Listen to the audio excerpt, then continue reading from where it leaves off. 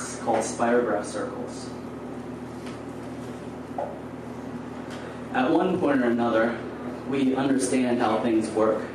For me, it was when I was 10, playing with my spirograph, a ring with perforated plastic circles you'd stick your pen in to make elaborate patterns like colorful hypocycloids weaving across the page. And I remember learning how circles were one of the only things that never ended. Before I left home for the first time, I carved a circle into my skin. The needle shivered electric down my spine. I left there branded in black ink. But you never liked tattoos.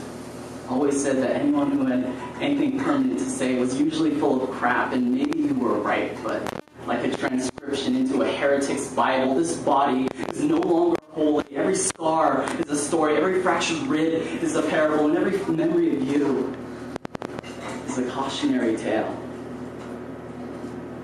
So when I heard you were gone, it was the last thunderstorm before dam broke, the final card in my falling house, you were the last reason I had to stay.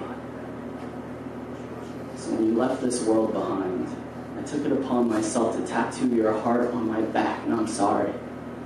I still dream sometimes. But on the nights I can't, I stare up at the sky, writing unfinished poems and constellation letters, hoping you don't actually read them.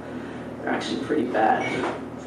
They sound like a starving alley cat screeching at midnight, the echoes of broken promises that we could never keep, so we place on the tips of fading stars that can still make me feel small, like that little boy with his spirograph making mandalas out of hope and ink, remembering that your heart was bigger than the moon, even with its wide crescent-shaped smile, and you could always make me smile because you said that this life won't always hurt so bad, even though we are the most alive when we have trouble breathing, so we give every part of ourselves to hold on to hope and people and all these things that we lose so damn easily. You see, there's no limit to how much we have to give, to stop taking things for granted because our hearts are as deep as a well in a drought waiting for the next rainstorm. We need to know that these echoes won't always crumble into the walls. Sometimes we'll feel the vibrations under our skin like our blood is trapped and screaming in our veins wanting to be set free, like razor blades could be a skeleton key, and the emptiness in your eyes might have been your last cry for help when your chest was made of knives, but dying inside was probably the closest thing you ever felt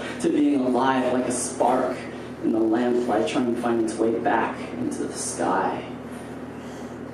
I hope you found your way up there. Whenever I look in the mirror, your memory scarred into my body, I see the cycles of our breaking and mending. All those hopes and fears tied into your sadness and the apologies that just drown into the earth sometimes. I forget I am just a man, still drawing circles in my sketchbook like that little boy, hoping he can find something.